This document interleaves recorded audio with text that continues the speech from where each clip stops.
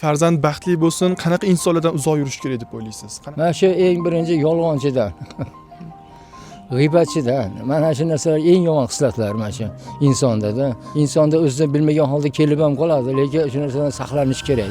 Inson baxtli bo'lsin, qanaqangi xulq-atvorga ega bo'lish kerak? Bugungi suhbatdoshimiz Andijondan kelgan 73 yoshli dodamlar bilan bo'ladi. Ularning hayotiy tajribalari va tavsiyalari sizga kelajakda maqsadlaringizga va orzularingizga yetishishingizda poydevor bo'la olar. Dodo, yoshingiz nechida? Meni yoshim 73 ta. Inson 73 yoshida o'zini qanaqa his qiladi? Islomga moyil, yoshi keksalik, o'zini donishmand hisoblaydigan darajada bo'lib qoladi inson.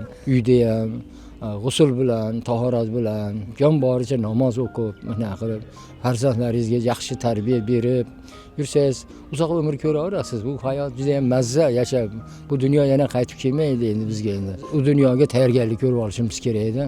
Yosh ulug' bo'lishlikning yaxshi tomonlari nimada? Mana shu qarigan chog'ingizda hurmatga talab qiladigan bo'lib qolasiz. Hurmat qilsanglar, siz yayraverasiz, izzat ko'rasiz. Izzat ko'rsangiz, albatta, shu narsani yoshingiz kattaygandan keyin shuni o'zingizdan shuni talab qilib qolasiz. Shunga loyiq inson ham bo'lishga harakat qilib qolasiz ekanda. Ilgarigidaqa pala-partish gaplar, urushib, mushlashib, so'kishib, unaqa qilib yurishlari qaraganda bu narsalar kamayib, yo'qib qolar ekan. Yo'qigani yaxshi bu narsalar hammasi.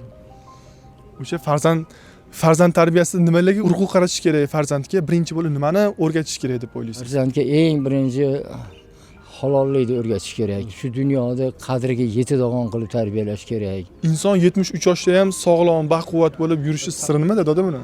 Sababi eng avvalo tinchlik. O'zini yosh his qilib, sog'lom bo'lib yurishlikka eng birinchi kayfiyatini, yuragini, o'zini ehtiyot qilish kerak. Har bir gapingizda yurakka olish kerak. Bu dunyo o'tib ketadi.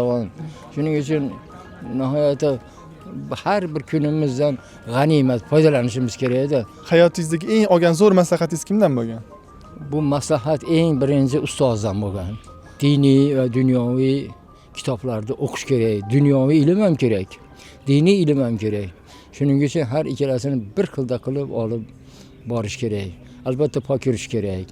Eng birinchi mana shu poklikda ko'proq istig'for, salovat, salomlarni aytib yurgan shu foydaliroq bo'ladi insonga. Har xil anaqa insi jinslar, shayton, vasvasa shunaqa holatlarga bu narsa jinlar ham mana shu axlatga keladi, ifloslikka keladi. Betahorat ko'p yurishlikda, g'usulsiz ko'p yurishlikda jinlar orqangizdan ilashadi.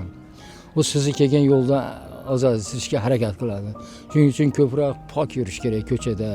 Inson baxtli bo'lish uchun qanaqa sifatlarga, qanaqa xarakterlarga ega bo'lish kerak deb o'ylaysiz?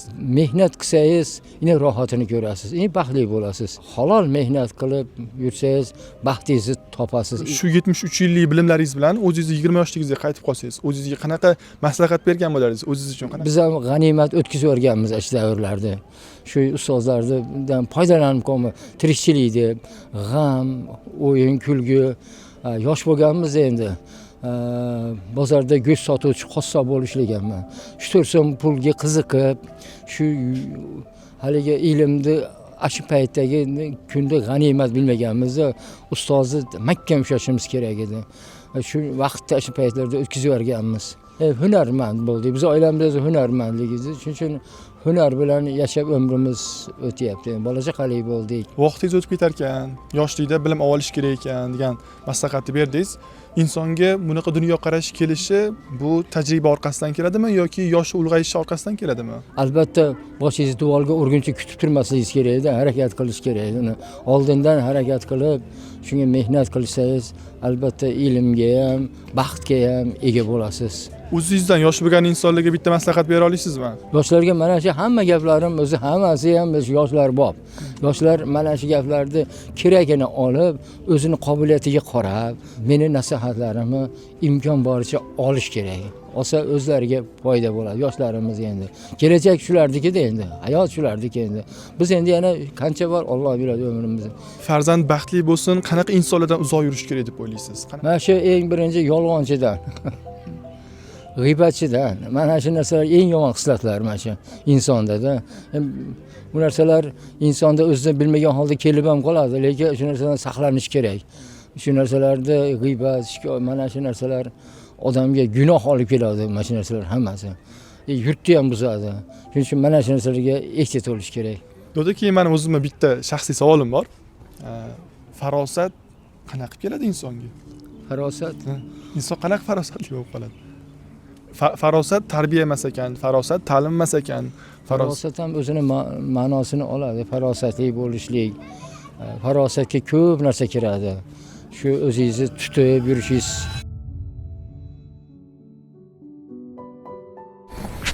Rahmat. Bugungi 73 yoshni qarshılagan andijonlik mehmonimiz ularning hayotiy tajribalari va